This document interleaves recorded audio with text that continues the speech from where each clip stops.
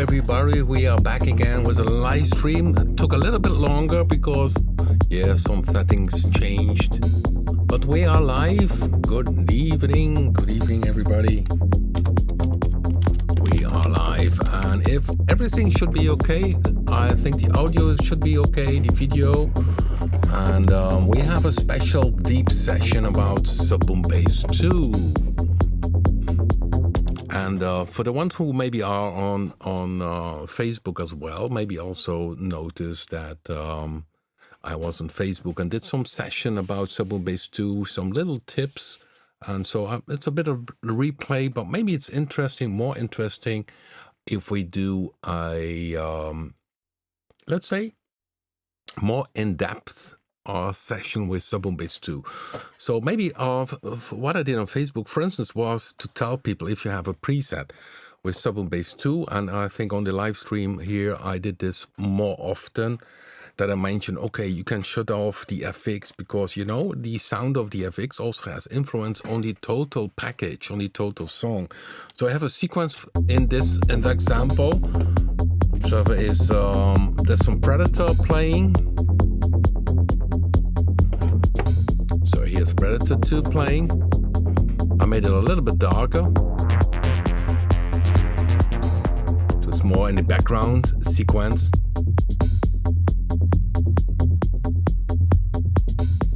So I'll make it like this. Yeah, and then you hear this bass, which is a simple bass, very square bass sound. And you see this one doesn't use any FX, so FX1 and FX2 is none. And if you use chorus, notice that then the sound gets a bit more swirly in the low end, but sometimes a dry sound, especially for bass, can work very well. So let's play with chorus now.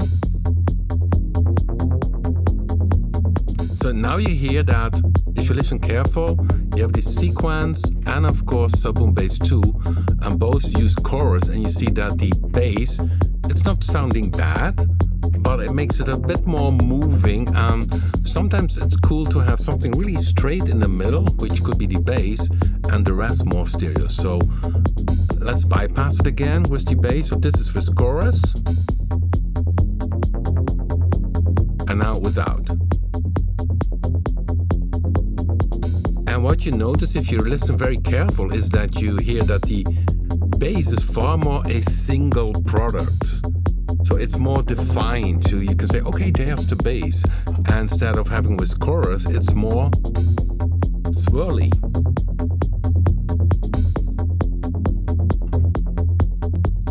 So now again, without chorus.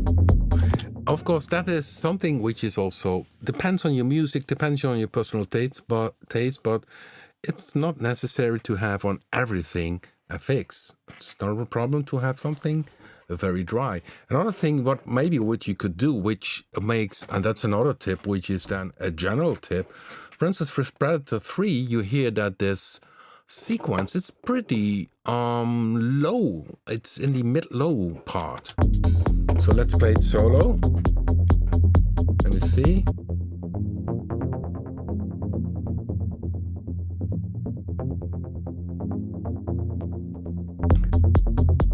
And to differentiate that one, so that sequence together with the bass, what I can do, and that's why we added the Predator 3, the high-pass filter, always visible, is that we can put that one on and we can cut off a little bit of the low end by using the high-pass filter. Let's play it again.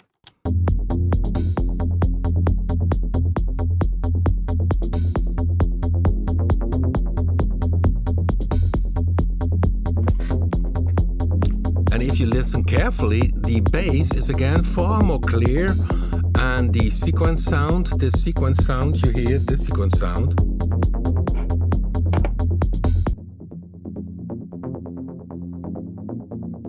this sequence sound is now more separated, more separated.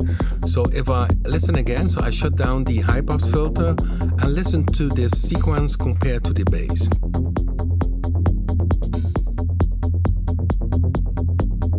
It gets far more muddy. Yeah, they are in their own overlapping range, and by adding the high pass filter on this synth,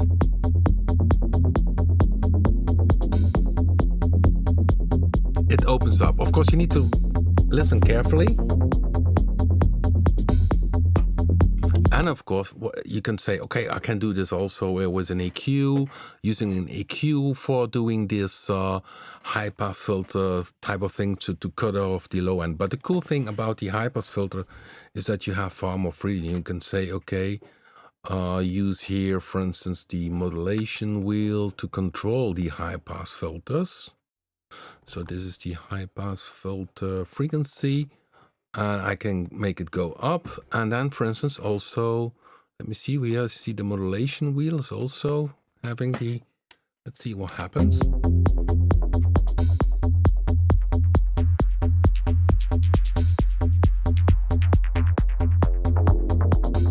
So now you see,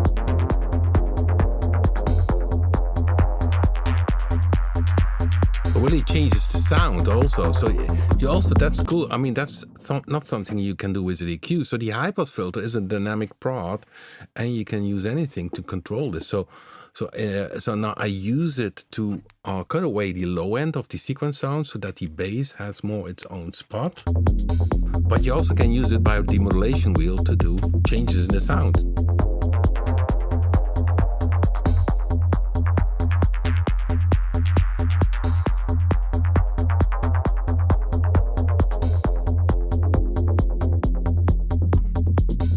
So yeah, and then of course, yeah, the bass, I have just one sound.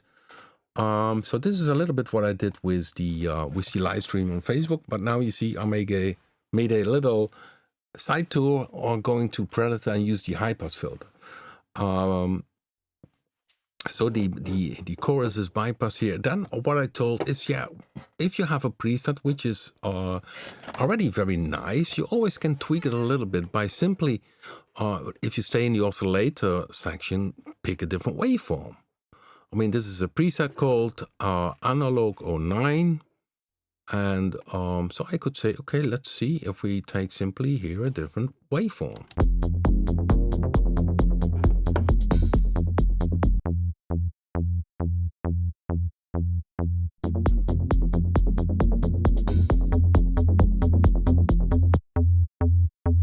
The square is cooler. This is the square. And if you use the square wave, you also can change the symmetry of it. The square wave, you know, is this square looking wave, and then you can change the symmetry of it. And the symmetry is here. So let's see what happens.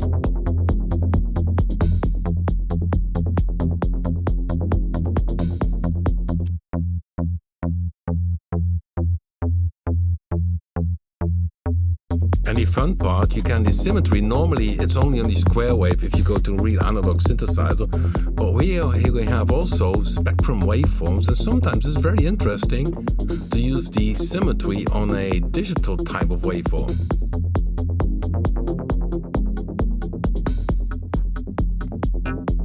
So this one.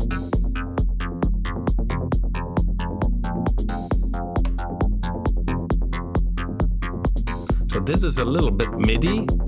So I would say, well, why not use the sub-oscillator here and give a little bit more low end to it. So.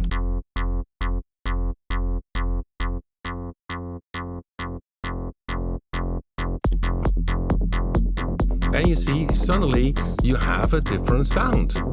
So I picked a different waveform, changed the symmetry, and the sub-oscillator, if you move in the middle, so double-click goes to the middle, then you have neutral state. If you go to the right, the sub-oscillator generates a square waveform, which is 1 octave lower from the original pitch from this oscillator. If you go to the left, you have a sinus wave 1 octave lower from oscillator 1. And you see, just by tweaking, I have again a nice sound.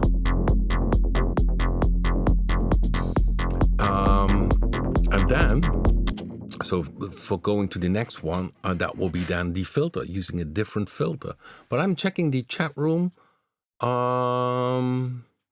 Yes, Johan said, what if you place a Flanger Fx on the sequence? How far will that influence the high-pass filter. That doesn't influence the high-pass filter, but you get a Flanger Fx above it. Yeah, we could try that. So let's have a derail. So Johan is derailing me. And we go here back to the sequencer sound. And then the chorus is used here, stereo delay. And third, we can use the phaser. Flanger, tape flanger.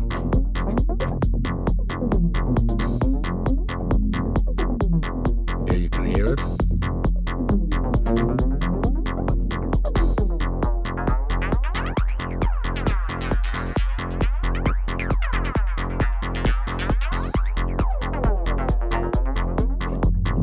So you hear because the sound is very dark, the flanger doesn't work that much on a dark sound. So what I could do, and that's also possible, is using the modulation wheel again to control the mix, the flanger mix. So I go to the FX3 and then take the FX3 mix and use that one. So I go fully to the left as initial. So this is no, there's no tape flanger now if the mix is fully to the left, and I use the modulation wheel to go fully to the right. You see then, this is now the animated dial. So you see here the ring around it moves. That's the modulation wheel. So the modulation wheel addressed to FX3 mix. 100%, the mix is closed, which means that there's no Flanger Fx in this sequence. And the moment I open the modulation wheel, it starts kicking in.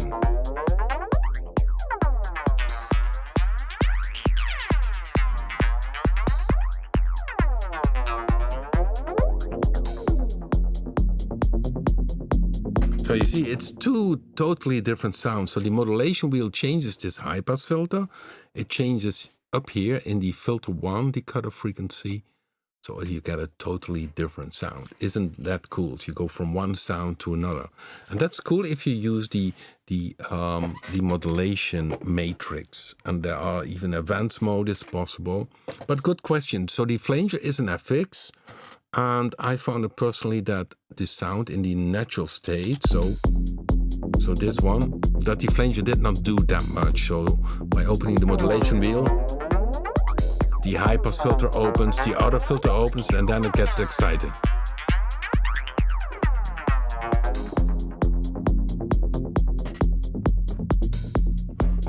Cool, isn't it? So it's a very dark sequence. I think it's not an arpeggiator playing, and when I go to the play mode, it's an ARP. Yeah, it's an ARP playing.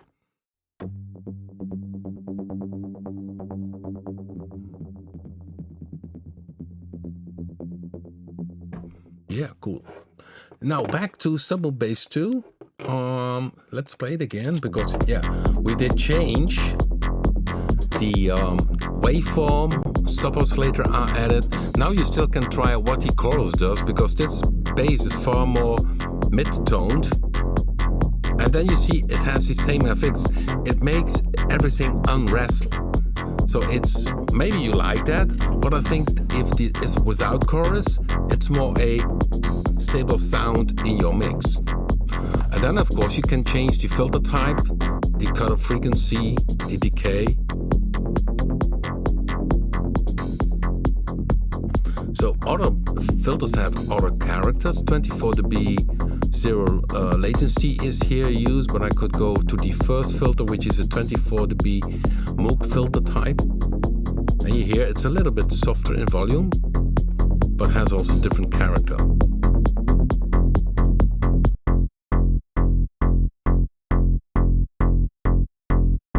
Yeah, and what I also mentioned, the envelopes are important, so the release.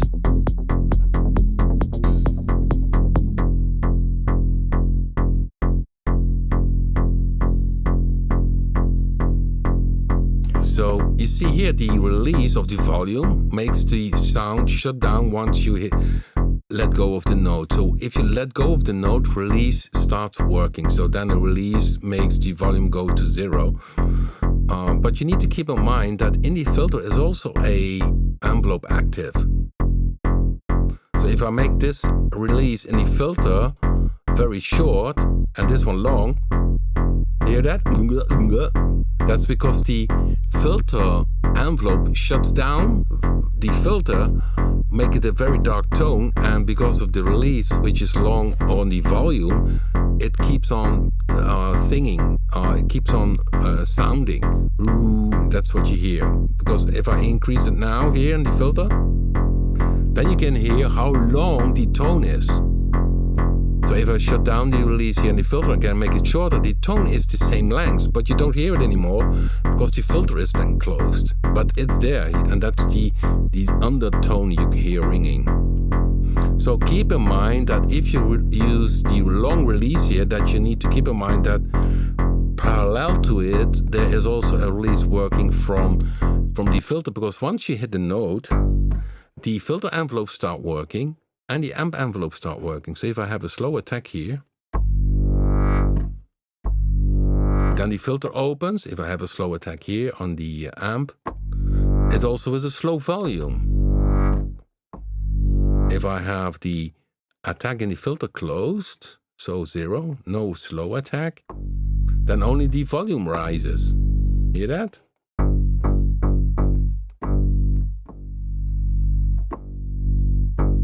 So keep in mind that filter envelope and amp envelope, if you use them, both are active at the same time. So don't make the mistake to make the release too short, because if you have then, hear that ring, long tone ring? I call it ringing, but it's essentially the release of the filter is very short, so it shuts down the filter going down. So that you need to keep in mind that you not only turn the release, but keep in mind also the filter envelope if that one is used. This is, of course, for each synthesizer. This is a general rule.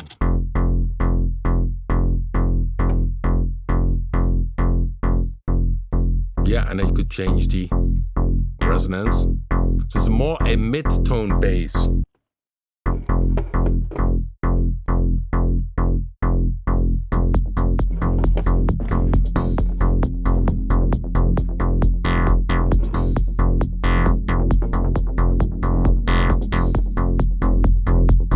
So what a difference, with chorus or without chorus.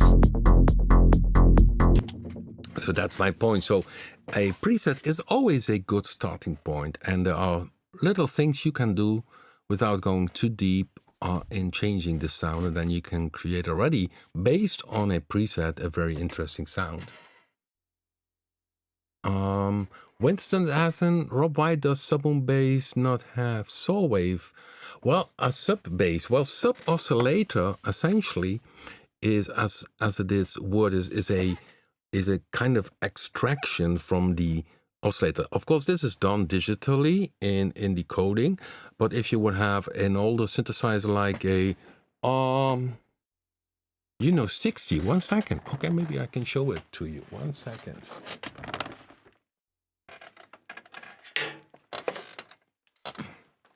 Okay, now I do some magic. Let's see if we can make the magic work. Here I do have my SH101. Look at the upper part of the screen, and then you see here the sub-oscillator, and you can have 1 octave down, 2 octave down, and 2 octave down with a narrow pulse. So this is the square 1 octave down, and this is the volume. But you see the SH101, okay, let's go down a little bit more, has only 1 VCO. So the sub-oscillator is not really an independent sub-oscillator, but by using some electronic components, they can extract from this oscillator a pulse 1 octave lower, or 2 octave lower, and even 2 octave lower, a narrow pulse. So that's a sub-oscillator. So that's the way it works. And they do this electronically. Okay. And with the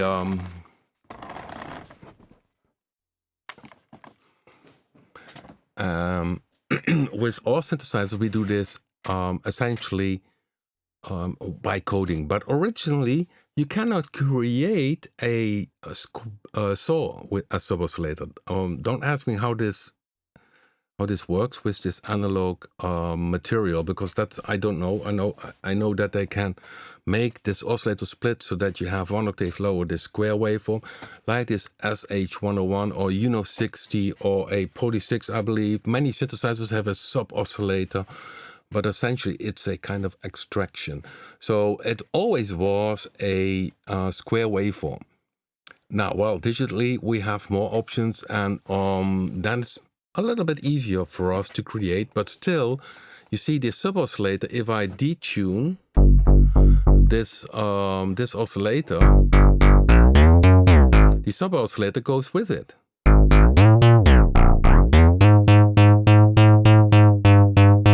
You hear that?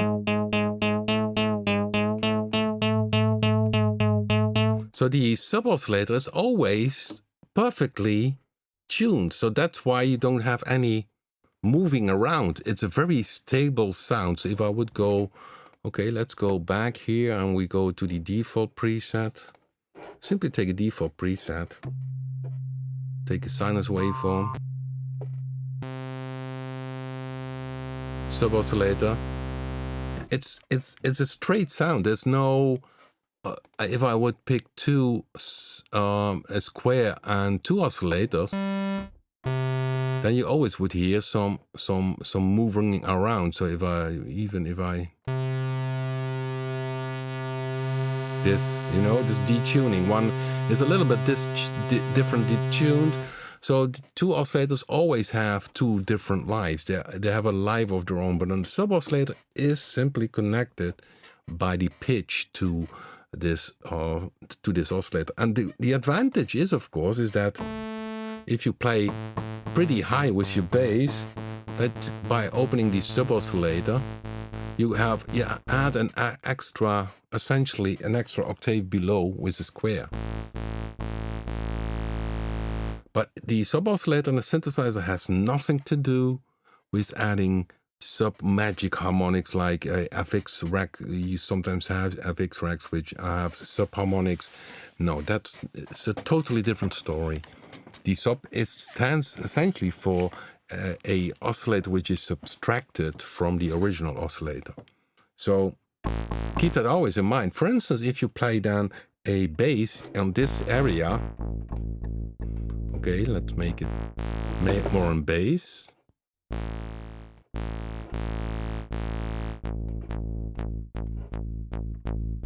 Then the sub-oscillator makes sense if you play on this. But if you would play down here, which is lower, then you would use the sub-oscillator. Essentially, see my finger here, the other A would be in this area, and that area is even too low to be a note, a tone. And then you get this. So you put energy in something which doesn't come out. That's what you hear, this grumble. So you need to keep that in mind, that the sub-oscillator is nice if you use it here. Yeah, here is then, without sub-oscillator, it would be too high as a bass, but with the sub-oscillator, you have a nice bass. But if you play down here, you need to shut down the sub-oscillator. And if you do that, the bass is good. So this is, and of course it's a different character. So if I play my melody or my part in this area, that's good without a sub-oscillator. I can play it 1 octave higher with sub-oscillator, but that's a different sound. It's a bit louder also, but it's also a different tone. And it depends, of course, on your music piece, what sounds best. So if I would play it now, let's see what we have here.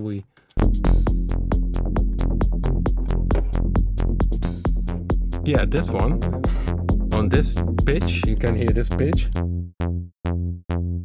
On this pitch, it would make sense to add the sub-oscillator.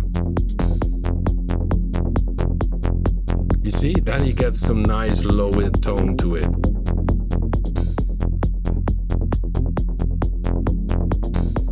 So that's the background of this sub-oscillator. There's sometimes a misconfusion about that. Okay, let's check the chat room. So that's the reason why there is no saw in the sub-oscillator, because essentially that was never the case because of the analog synths. And of course with John, or magic programmer, because if I would take Blade 2, John simply makes the case that you simply can detune the sub-oscillator and do other stuff with it, which is outside the normal behavior of what it would be. But that's the fun part of digital, of course, that you have almost no limits. Okay, so I hope that answers a little bit. Yeah, definitely. So sub-oscillator has a fixed phase to the main oscillator. Yeah, definitely.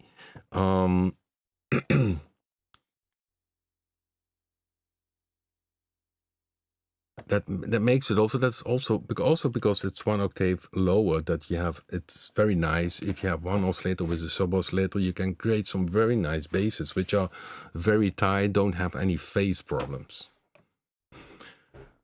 Okay, so yeah, what is the other deep thing about a SubBoomBass-2? Yeah, there's much to mention, and we have, of course, also this string model, and maybe it's a cool thing to mention the string model. So let's go to the empty default, and you see in oscillator 1 you have all kind of traditional analog style waveforms, white noise, pink noise. Then we have spectrum waveforms, which are really analyzed waveforms, digital waveforms. Then you see a string model. That's something which is a car plus model essentially, but as it is, of course, I'm always looking for new stuff, so we did some different things to this string model. In general, it's a very short noise burst, and this very noise burst has a kind of comp filter type of thing. So it's a, yeah, maybe it's best that I play it.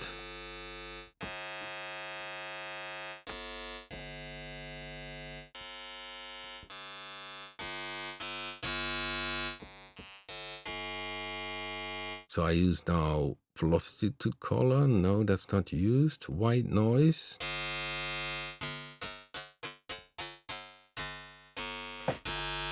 Let me see if there's any velocity going on. Yeah, and then the length is for the length of the sound. So this sounds a little bit like a comp filter type of thing. Well, and then of course you have, and that's interesting, the damping. Then it starts to sound more like an acoustic instrument. So let's play it a bit louder.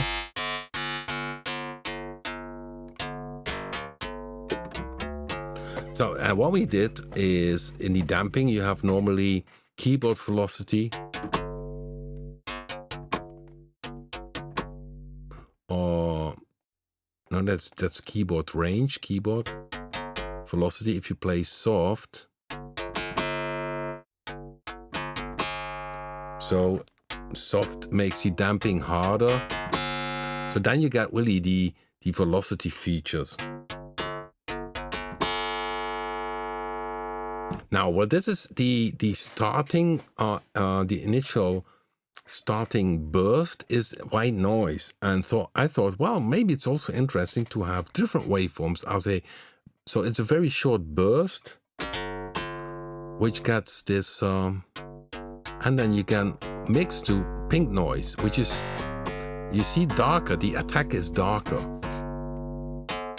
So this is brighter, this is darker, but also you can use a waveform, so like saw wave.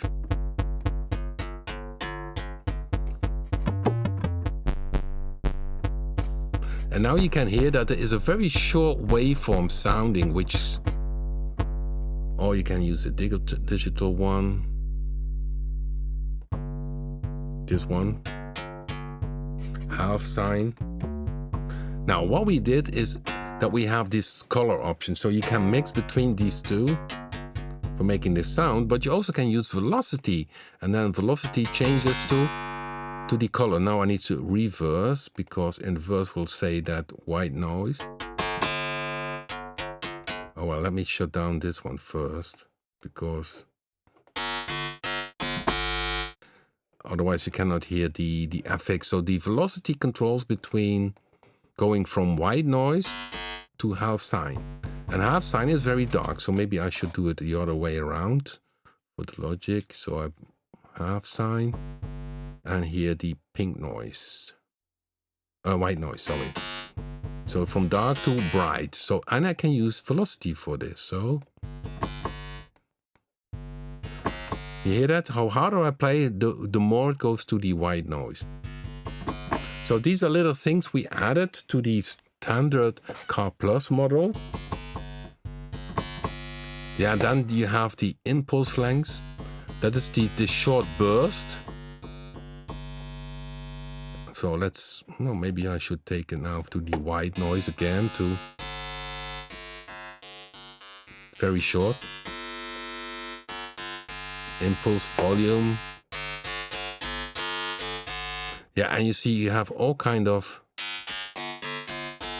and yeah, it's very digital, but once you use this damping here,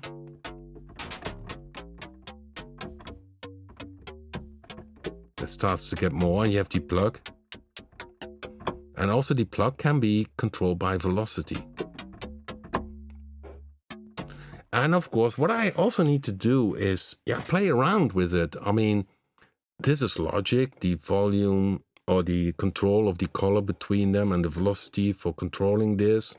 The impulse length, you need to, yeah, play around until you think, oh, this is nice. And of course, use the velocity. Also on the lengths, you can use velocity.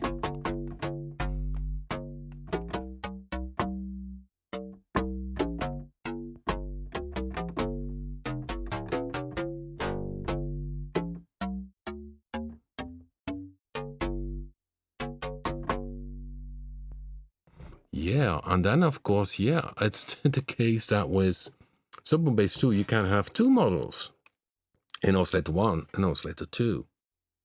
So yeah, it makes a very different sound. It's nice as an addition. Maybe I should check where I have this preset for you guys, which I gave a star.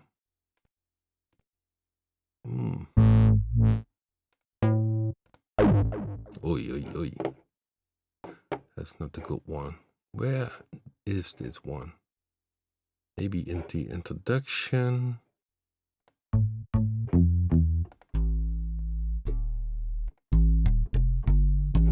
Yeah, here's also the string use.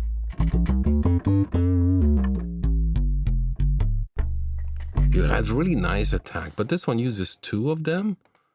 And it's even the case, this is number 2. Very dark. So this is the string oscillator 2.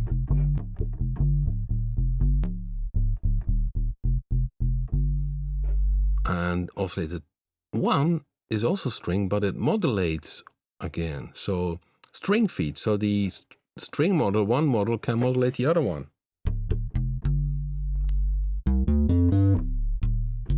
And the cool thing, of course, is that also with the string model, you can use the sub-oscillator. And that's, of course, John is superb in that kind of things.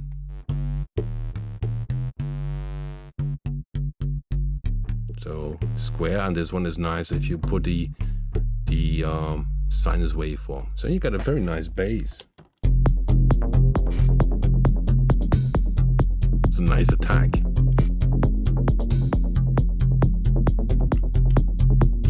And of course, yeah, it's very hard to explain this string because, yeah, this damping is very clear. If you use the damping, you open it and use velocity. It's very clear how it sounds.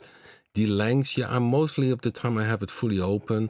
And the plug, you need to find the balance. And then you see that then you can use the velocity or the keyboard range. This key to plug will say the keyboard range. The higher you play, the more plug it will get, or the lower you play, the less plug you get, or you put it in verse, then it's the other way around. So if I'm going back to this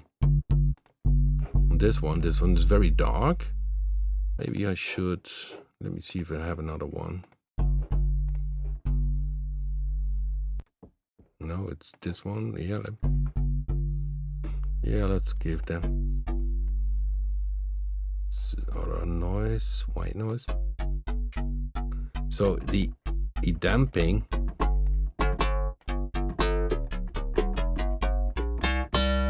you definitely can hear.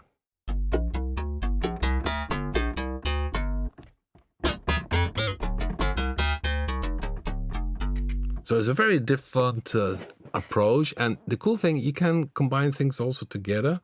Let me see if there is a stack sound, which is... No, this uses string, both string, string. There should be also somewhere because you can also combine, of course, a regular or real bass sample together with the string model, but I'm not sure if I will find that one fast.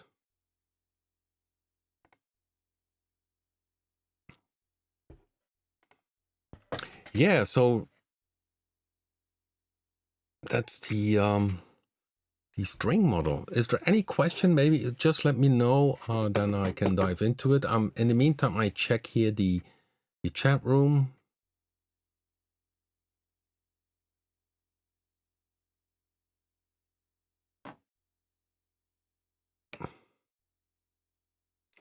Weren't you frustrated back in the 80s that you could not store the settings on your synth? Yeah, definitely. I mean, I purchased back the SH-101, but I was so happy to have the Jupiter 8 at that time, and that was my first synthesizer which could store my own sounds. It was very frustrating that, especially if you would be on stage, that, yeah, we had then 2 Korg MS-20, and then in between numbers you need to patch things. It was very frustrating, and you never did get the sound back 100%, of course. Of course, that also has a challenge, but I was way happy that I could purchase the Jupiter 8, and the one I sold at that time was the Monopoly. I had ahead of that one, I had the Korg Monopoly, which also used on some of Peru tracks at that time.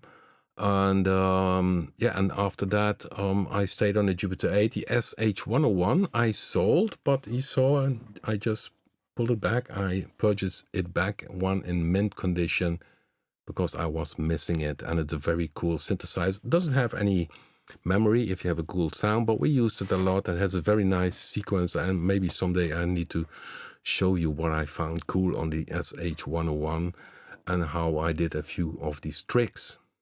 Yeah, Gert Brown mentions the Moog Taurus bass. Yeah, that's a very nice bass sound. And of course, these type of sounds were used by the Police at that time. Taurus bass, Police used that one, and Rush, of course.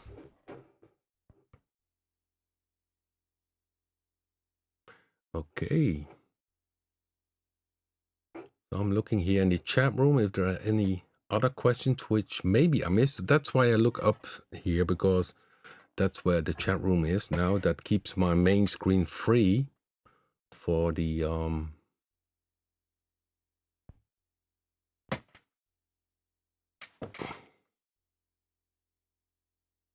oh, it's the factory patches. Okay, yeah, baritone Strat. Let's check that one. That's a good one. Okay, the good widths then. Let's see, that should be there. And then I think it would be in the bass bank. And then order by date. Well, you have the Winston bass, but it's more a classic bass sound. But I can use Find, of course, to do the baritone.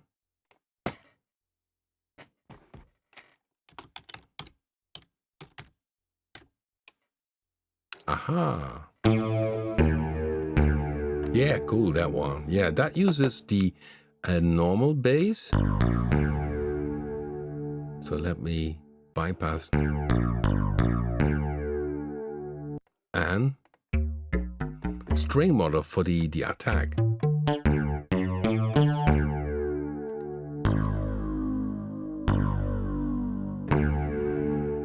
And modulation.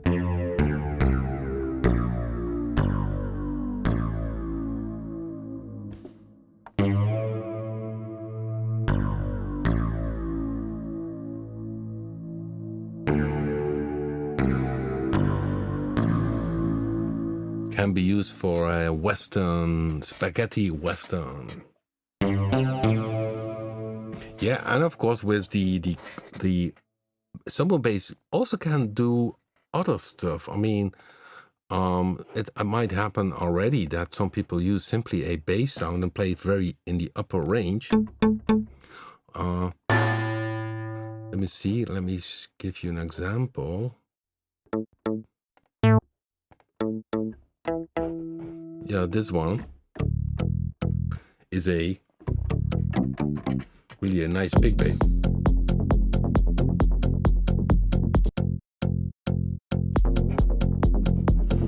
Yeah, so I simply, let's see how far I can get with that one. Add track instrument. I go, let's see. Yeah, you hear my mouse over the board. I'm sorry for that.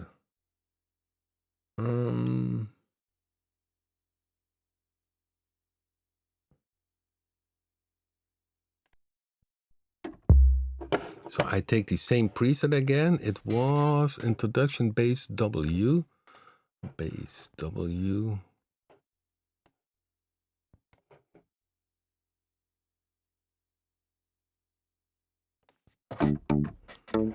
And now I play in the upper range because this one is very dry. Oh, I see, that's one. Simply take a reverb.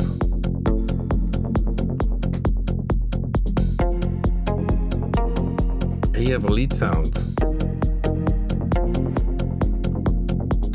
Simply by playing in a different section. I noticed, by the way, if I click it was bypass, because in SubBoomBass-2 there's also a second bypass, individual bypass, which is if you click on the number, you see?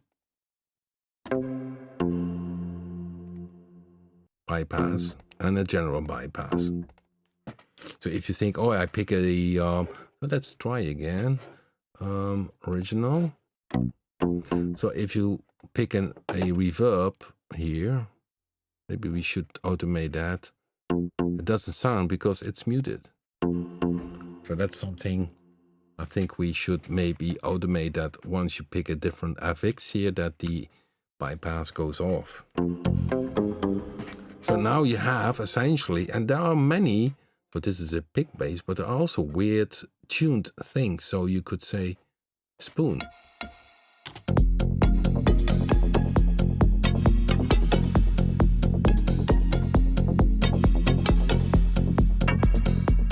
So simply using the weird things to use it as a lead synth. So it's up to the producer to think out of the box and do cool things.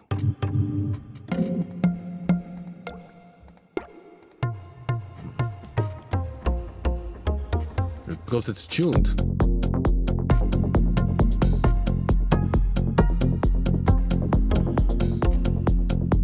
So it's up to the producer. So maybe you should think out of the box. If you see, okay, let's try this sample in a different way. Why not?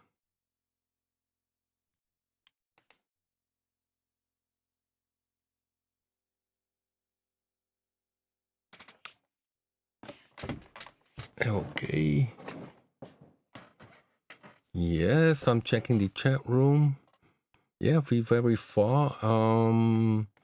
Do you want to, I made this sequence for Predator 3. Do you want this as a preset, as a extra thing? Because you liked it, because with the modulation wheel?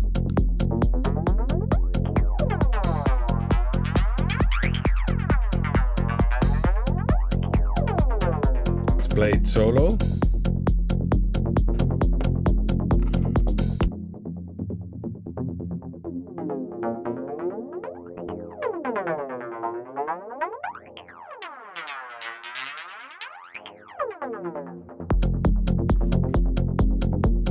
By the way, I like this bass. What's the click?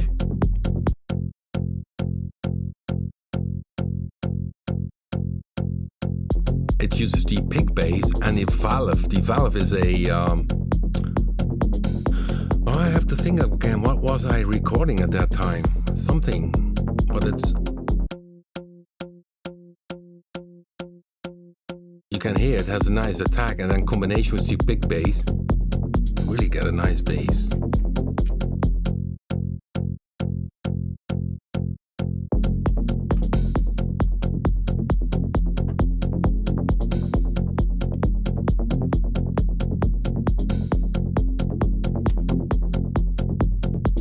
Yeah, okay, let's save this sequence you like.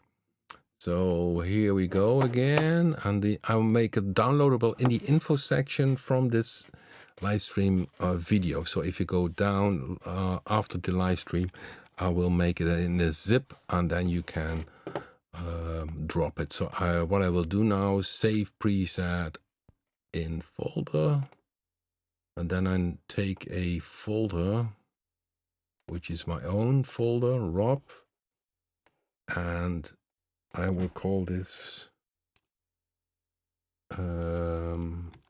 op Flanger mod wheel. Okay, here we go. What you can do then is unzip it. And the best thing is that you drop this in, if you go to the bank manager, you see all the banks. You could drop it in one of your own banks using the original folders where Predator 3 is. You also could say, what you could do is, if you have the preset that you go to the bank, you want to have it, and then simply do load preset. That's maybe most easy, that you load the preset and then save it again. Or simply drag and drop into the My Documents or application folders where all the other presets are. But I will put that in the info section. Okay, so it's a nice preset and also nice thing for doing yourself on another preset using the modulation wheel in a different way, not only for controlling the filters or whatever, but also the FX. Okay.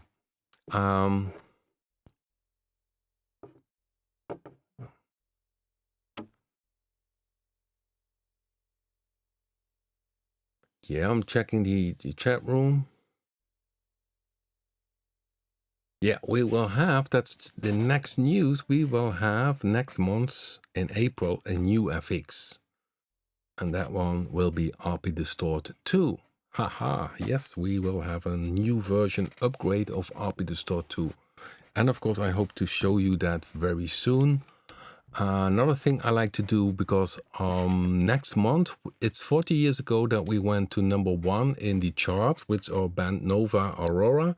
And maybe some recall that I started doing a recreation of it by using the plugins. And I'm pretty far with that. But I think one live stream I will dedicate to that one. And I will make it the case that people can download the song, the MIDI file, and the sounds that get along with it. Of course, it will be not 100% the same as the original. But I will do my best so that it sounds very nice. So that's in progress, planned for in April. Okay, guys, I want to go out today. I'm not sure. I thought Tom was in the room because Tom made a nice demo song only using SubBoomBass. Can you figure that? Also for the other stuff you hear and drums and so on, he used SubBoomBass. And so let's play it. Tom, thanks for having that. Hopefully you guys, I can see you next week again, another live stream next Thursday. Maybe I can show you already RP Distort 2. And yeah, we continue down next week. And yeah, the preset from Predator 3 will be in the info section a few minutes after the stream. But we go out with Tom Aldrich with a demo song called Let's Boom Boom.